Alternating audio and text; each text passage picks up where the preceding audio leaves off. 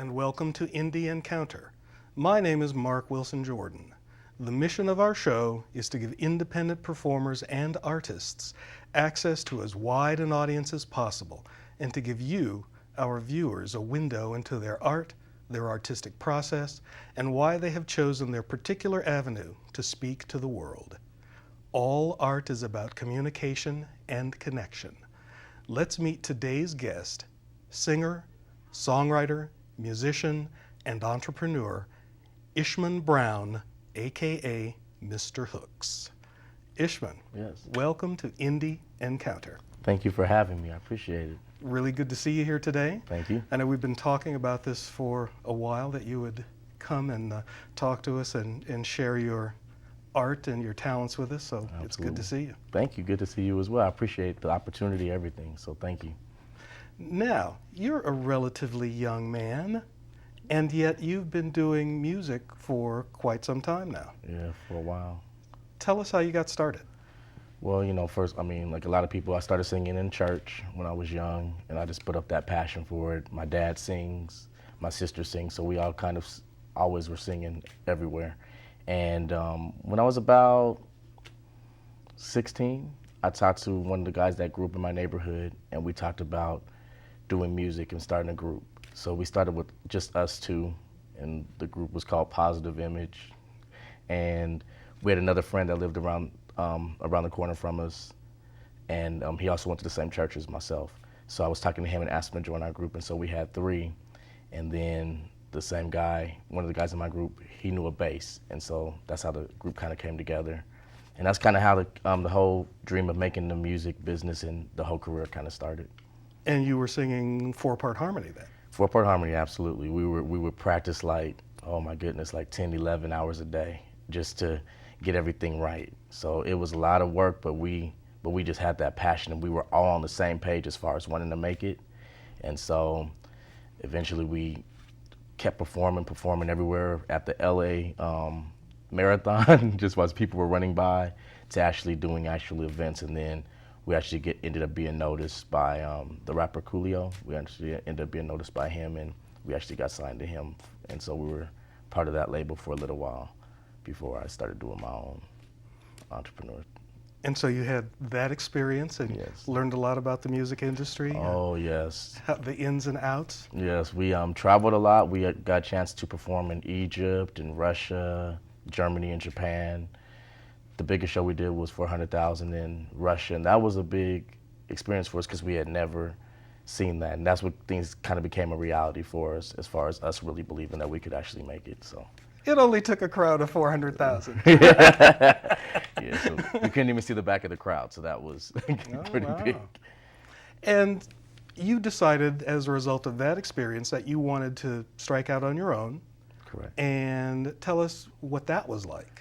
Well, that wasn't the exact plan in the beginning. What happened is the group kind of, everybody had different goals and everything like that. So I didn't kind of know exactly where I was going to fit into the music business, but I always knew that I wanted to do it. So what I did was I just took some time away, and then I kind of found my sound, kind of found out what I really want to do. And I knew ultimately, I love being an artist. I love singing and songwriting and performing. But ultimately, I love the actual, running the business side of everything also. So sometimes you get the creativity, but maybe lack the business side.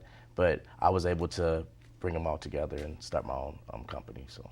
Which is Mr. Hooks Entertainment. Correct. Okay. Correct.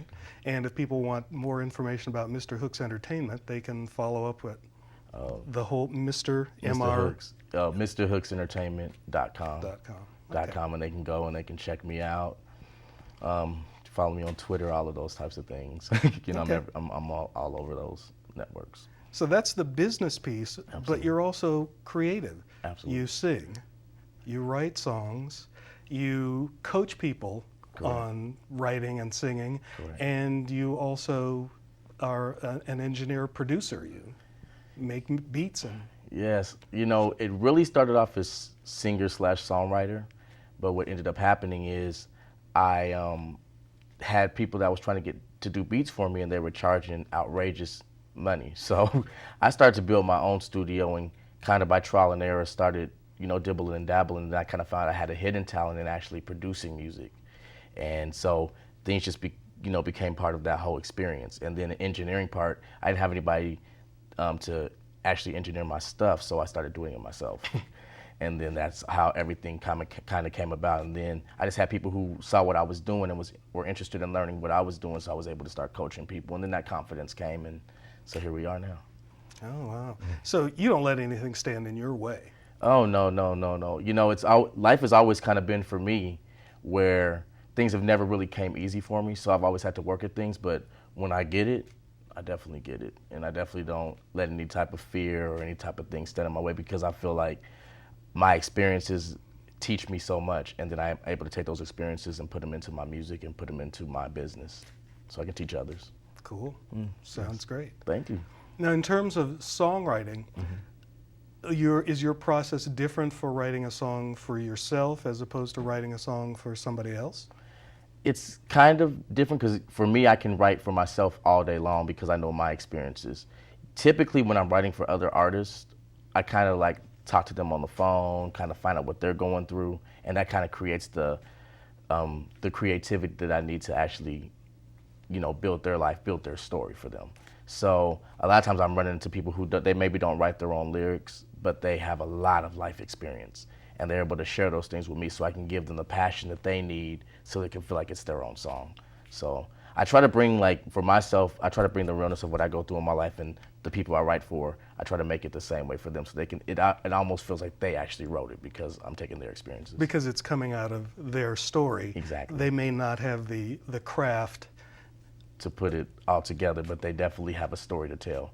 And I always want to make sure that the story gets told by the right individual and the right story gets told by the individual. Cool. Yes. Sounds like an intense process of working with people and through them. Yes, it's tough because because I'm making the music for it, and I have to make sure the music is matching the lyrics, and I have to make sure that I'm hitting the right tone or the right octaves for them as well. So it's a lot of work, but it's something I enjoy doing so much that it just becomes like a natural process. Like now, even my writing experiences for myself, I rarely write lyrics down, because even when I used to write lyrics a lot, it used to be like I almost felt like it was a crutch. So sometimes I still write things down, or I might jot things down, but the overall experience of songwriting, like life is like a song for me now. So I'm able to just live life, and then songs just kind of come to me at this point. So it's like a 1940s Busby Berkeley musical. You could be in the moment and all of a sudden you're writing a song or singing a song. Right. And of course your friends are like, ugh, there goes that Ishmun again. Right, like what is he not going to do? Goodness gracious. Well, they just have to be careful where they take you in public. Absolutely, absolutely.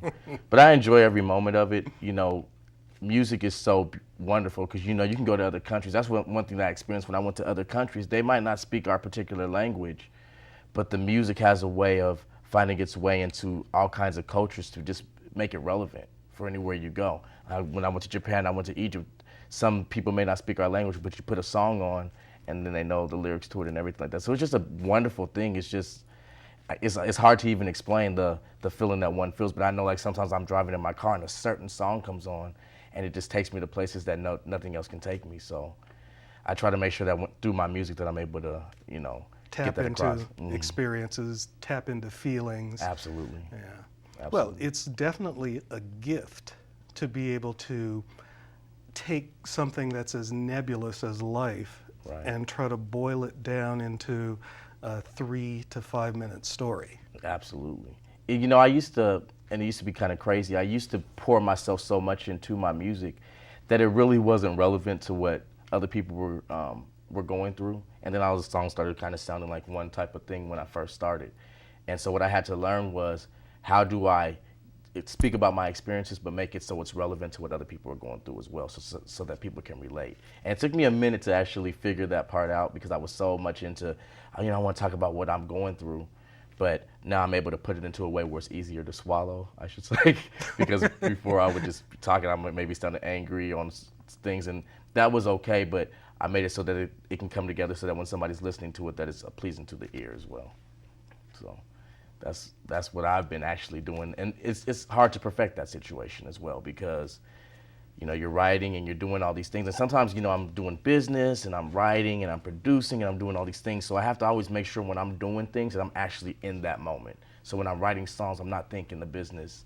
When I'm producing, you know, I'm staying in that moment so that I'm not, you know, because my mind's always going like a million miles per hour. So you're even coaching yourself to Yes. be here now. Exactly. Because if you give yourself fully to the present, Absolutely. the present gets 100% of you. Exactly. Then when you move on to the next thing, it gets 100% of you. Exactly. And that other thing that you've either finished or is in process is set aside, but it has 100% of your input. Absolutely. Yeah, that's so important because sometimes we can get lost. We can be doing so many things that nothing's making sense anymore, and then it can kind of get overwhelming. So I try to make sure when I'm like, if I'm songwriting, like I'm only committed to the songwriting process.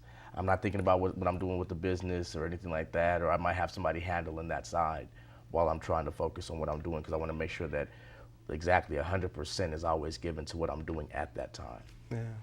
Good. Yes. So you have brought a song today Yes. that you wrote and produced and you're going to perform. It's called White Dress. Tell us a little bit about the genesis of this song.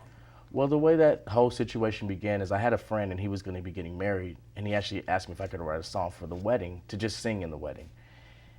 So I thought long and hard, like, well, what am I going to talk about and everything like that. So he shared a few things that I just asked him, what's a few things that you enjoy doing with your soon-to-be wife? And he shared a few of those experiences with me, and then I kind of added that together, and then I put the music to it, and then I wrote the song. And they loved it so much that I actually sang it as she was walking down the aisle. His wife loved it so much that it just made sense for what was going on in that situation.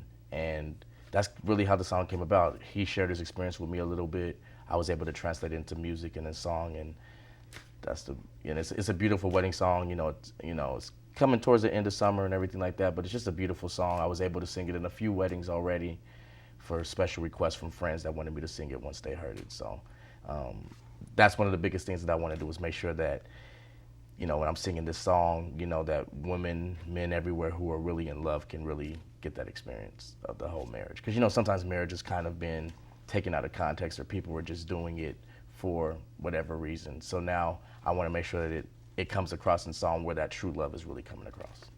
Outstanding. Thank you.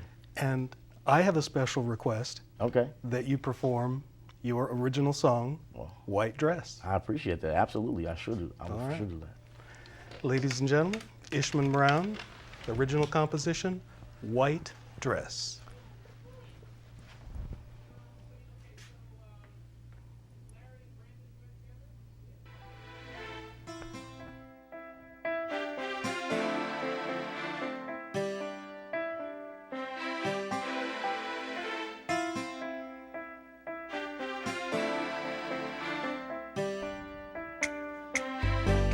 Bless my life with you. I can't imagine me and no you. This was love at first sight, and I know I'm head over heels for you. We took walks on the beach, and I prayed we'd be together. And now the day has come, I can't believe it's true. You're in your white dress, walking down the aisle. I'm in my black tux, waiting for you. We'll be together, not for a little while, but forever. I wanna be with you. You're all I dreamed of, plus a little more, and I just love you. I'm in love with you. Imagine you and I in a place full of friends, and we're about to say I do. You're coming down the aisle, just looking so beautiful. I close my eyes and thank God for you. I can't believe my eyes, have to pinch myself twice. Am I dreaming? Is this really true? See, you stay pure for me, and I stay pure for you. Now you're my bride and I'm your groom. You're in your white dress, walking down the aisle. I'm in my black tux,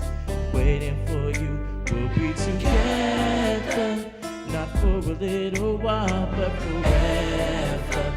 I wanna be with you, you're all I dreamed of. Plus a little more, and I just love you. I'm in love with you. You are the best gift that God has given me, and for you I am willing to do anything. You're the love of my life, and now you're my wife. You are the most important person in my life, and I just say thank you, baby. I just say thank you, honey. I just say thank you, baby. I just say thank you, honey. I just say thank you, yeah.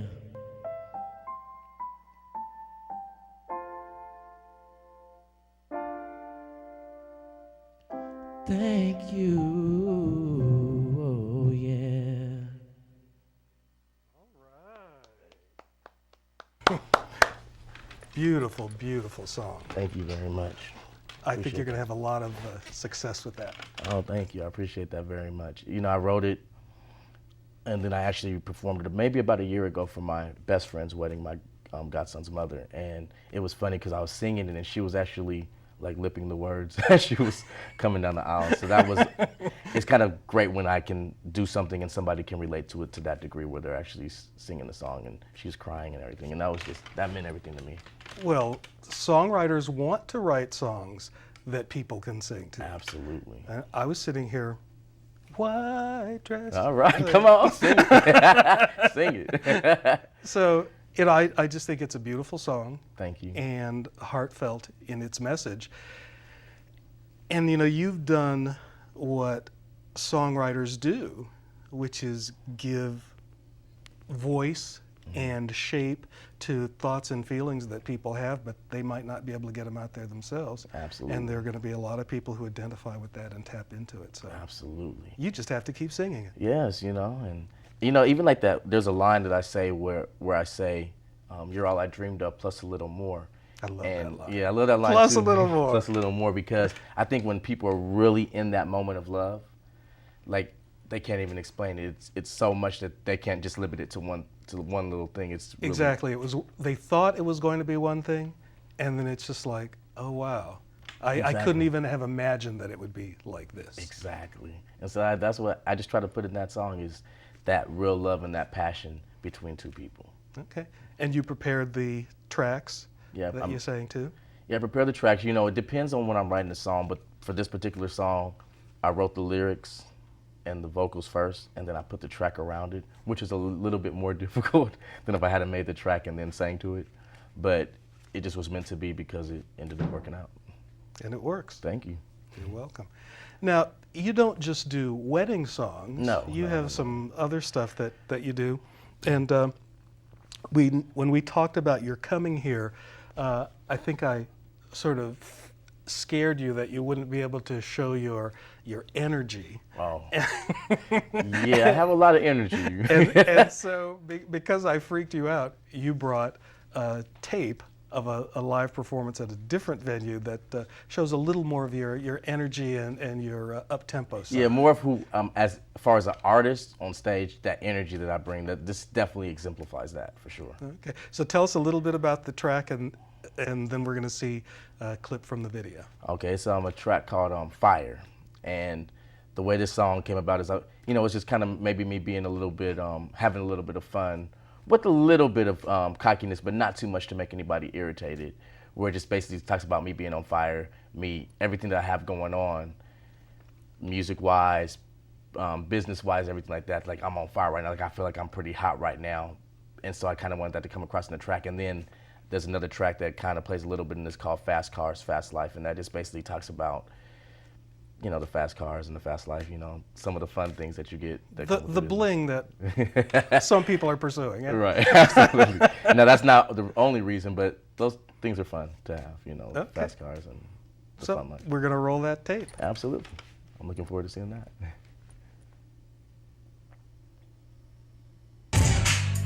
Hey, if you out there, you've ever been hated on, everybody put one hand in the air, but you can't stop me. Listen.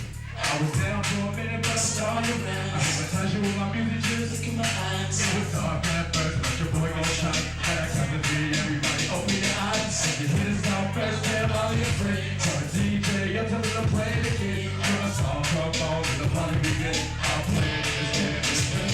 I'm on fire! I'm on fire! And I'm blazing! Trailblazing! I'm on fire! I'm on fire! And I'm blazing! Trailblazing! The lyrics that I pull the track. We're taking it together like a roll reverse. And we're gonna be on fire. We're gonna get this started. Hands down, go. Your hands in the air. That's on your head. That's on your head. You can listen to the words I said. Come on, your head. I'm on fire. I'm on fire. And I'm blazing. Trailblazing. I'm on fire. I'm on fire. And I'm blazing. Trailblazing. Put your hands up. Put your hands up. Put your hands up. All right. Yeah. That was jumping. Yeah, a little bit. Just a little bit. So tell us about that performance. That performance happened about a month ago, and actually it was a fun experience for me. A little bit of a scary experience, but a fun experience because this is the first time I actually performed the song live. And I had just finished the song maybe 2 days before I actually performed it, so I was testing it out on the audience. And it went rather well, so I was pretty excited about that performance. So they were into the groove and the beat and Yeah, the groove, the beat, everybody was saying fire, so that, it stuck in people's heads. That's one of the major things that I try to make sure is that when I'm writing sticks in people's heads, where they're singing it later on. So. Cool. Sing it now, sing it later. Right, whenever. Go download it. Right, download that, yes. So tell us some of your other projects that you're working on, because you're not just working on yourself, you're working with other people. Right. Trying to inspire. I have artist, the first female off of Mr. Hooks Entertainment. Her name is L.A. Rain. And so we're doing that with her. And then one of the biggest projects that I have going on, because it's allowing me to not just do music, but also to give back. Some people, they wait till they make it to start giving back. But myself and a business partner by the name of Gilbert Valdez, we started a situation called Kids Dig Music. Kids Dig Music. Kids Dig Music. So I teach introduction to songwriting. So I teach them how to write lyrics and so they can learn how to start putting their words into actual music. And then I also teach voice lessons. And then Gilbert, he actually teaches guitar lessons. He's an incredible guitarist. And he teaches introduction to production and engineering.